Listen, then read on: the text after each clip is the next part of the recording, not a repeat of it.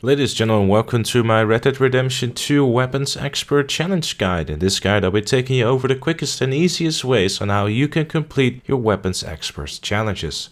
So without further ado, let's immediately jump in challenge number 1, which requires you to kill 3 enemies with a knife. Now this one should probably happen naturally throughout the story, but if you want to get this one out of the way as quickly as possible, then simply find any enemy and just kill it with a knife. It doesn't have to be stealthy or anything like that. Personally, I got this naturally through the story, but if you're looking for a nice spot to get these kills in, then you probably saw it on your screen already. Now before I start with the challenge guide, I do want to mention one thing, is that in this challenge guide, I'm basically going to be using one location, mainly because it's an easy location, you can access it early on, and it's a perfect location of grinding out these kills. If you want to keep using this location and to be safe that it doesn't actually disappear, which I personally haven't risked myself, is by simply getting those kills that you require and then running away again until you see your radar no longer having this red line around it, which basically indicates that there's enemies near and are in a hostile state. As soon as that disappears, all the enemies will have respawned and you can go back again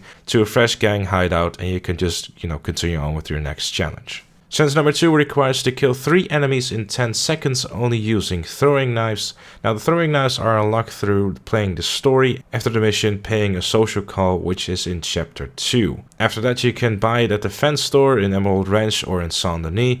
And another easy way of doing this, if you're kind of struggling with it, is hog tying 3 enemies and then killing them with a throwing knife. But personally, as you see by the footage, I found a nice spot of doing it with some deadeye action going on, so it shouldn't take you too much time. Challenge number 3 requires you to kill 3 birds of prey using only a tomahawk. Now tomahawks you can find at the fence store again. What you want to do is you want to head down to Twin Stack Pass and then kill a deer or a buck, and that will attract birds of prey, such as an eagle for example. Wait until it attracts the bird and starts munching away on the deer or the buck, and then simply log on with some deadeye, throw the tomahawk to his face, and do that 2 more times to complete the challenge. It's not hard at all, it just maybe requires a little bit of patience. And as a side note, it does help to kill a fresh new deer if you notice that there's no more birds being attracted by the deer. Challenge number 4 requires you to kill 10 enemies with a shotgun using crafted ammo. Now first of all, obviously you're going to need the pamphlet in order to be able to even craft the incendiary ammo that we're going to be crafting. We're using incendiary ammo because that is the only one that is available early game. What you want to do in order to get this one is either to head down to Copperhand Landing, where you can find the recipe in the shack right here on the location I'm standing on.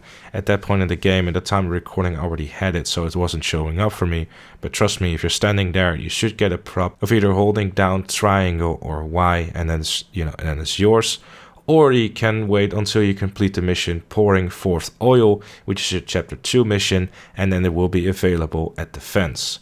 When you finally have the recipe, what you then want to do is you want to purchase yourself some regular shotgun shells and also some moonshine. If you don't have moonshine, you can also get that at the fence as well, and then basically start crafting ammo. You're only crafting 1 piece of ammo for every moonshine and bullet you use, so you're gonna need to do some back and forth between the fence and you crafting, but obviously you can do that right in front of the fence and you don't have to set up a campfire. So constantly just go back and forth getting moonshine and then crafting some bullets, and you should be fine.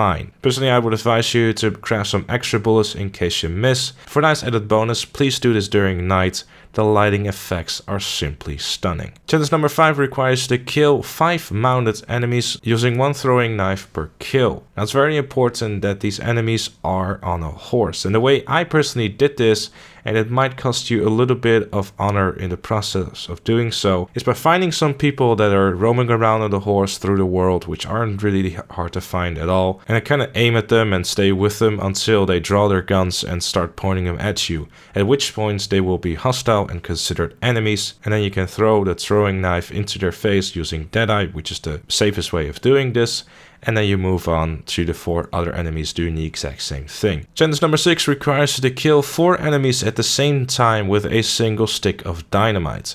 Now for this one, what you want to do is you want to head down to the same location we've been using previously, and you want to make sure that you have full health and a health potion on as well for some extra protection from the blast. Because what you're going to be doing is taking a stick of dynamite and rushing into this cabin where there are exactly 4 people.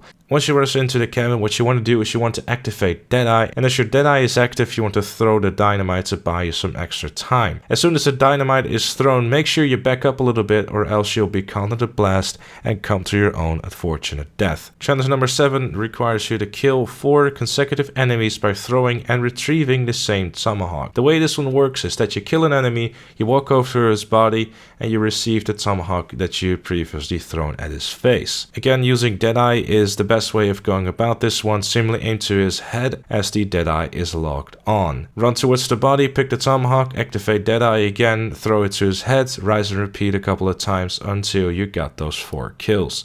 Not a difficult challenge at all, however do make sure that you have full health and maybe even a health potion equipped, because there's going to be a lot of guys shooting at you, not really wishing to see any throwing hawks thrown at their face. Challenge number 8 requires you to kill 15 enemies using a long-barreled sidearm. Now obviously this means that you're going to have to pay a visit to the gunsmith, which you can obviously find in any single town available everywhere in the world. Simply attach the long barrel attachment to any of your sidearm, and if you're going to be using 2 sidearms, then definitely make sure that you equip it on both sidearms, because if you're going to dual wield this and you're going to get a kill with the sidearm that doesn't have a long barrel on, it will not count. So make sure you keep that in mind while attempting this challenge. Again, the exact same location we've been using for the other things in the challenge is a perfect location of getting this. Do however keep in mind there is not exactly 15 gang members in this hideout, so as soon as you notice that there is only 1 or 2 left, use the method described at the start of the video so you can have a fresh gang hideout once again. Challenge number 9 requires you to kill 9 unaware enemies from behind using the bow. The best way for me to explain this one is to actually show you. Once again, we'll be using the exact same location as with the other challenges, and what you want to do is you want to approach the camp from this side of the map. When you do so, you'll be faced with an enemy or 2 facing their backs towards you. Simply aim for the head, activate Deadeye to make sure that you're going to hit your shot, and fire away. Then as soon as you got the kill, ride away again until your radar goes clear again, and then head back into the camp and then rise and repeat until you got all 9 kills. It takes a little bit of time, but it's seriously a really easy way of doing this, and you should have it done in just a couple of minutes. Challenge number 10 requires you to kill a grizzly bear without taking damage, only using throwing knives. Now this one might seem extremely difficult, but it actually isn't. The only difficult bit about this challenge is trying to find a grizzly bear, really. Personally, the location that was working for me is this general area right here, and especially I started hearing a lot of grizzly bear sounds as I was around this little statue right here. Stay back! Keep your eyes and ears open for the grizzly bear and stay cautious as you're on your horse. As soon as you see the grizzly bear rushing towards you, make sure you immediately activate Deadeye and lock onto his face with your throwing knife. As soon as his throwing knife hit, quickly activate it again and throw another throwing knife at his face, and keep doing so until the grizzly bear is dead. Make sure that there is not enough time between Deadeye, or your horse will definitely start flipping out and it will throw you off his back, meaning you're immediately vulnerable to the grizzly bear and you will be his lunch. So keep your distance, keep activating Deadeye and throwing those throwing knives, and you should have to kill in only a few throwing knives. And obviously make sure that you have full ammo with you just in case you happen to miss 1 or 2. And then when you complete challenge 1, 3, 7 and 10, you will be able to grab yourself some reinforced gear from the trapper. As always, it's looking extra nice and is also extra useful, and equipping everything will also grant you some additional bonuses as well, like with all the other sets. And that brings us to the end of this Weapons Expert Challenge guide. I hope you found this useful. If you did, make sure to leave it a like. Subscribe for more challenge guides and other Red Dead Redemption 2 content coming to you very soon. Thank you so very much for watching, and I'll see you all later.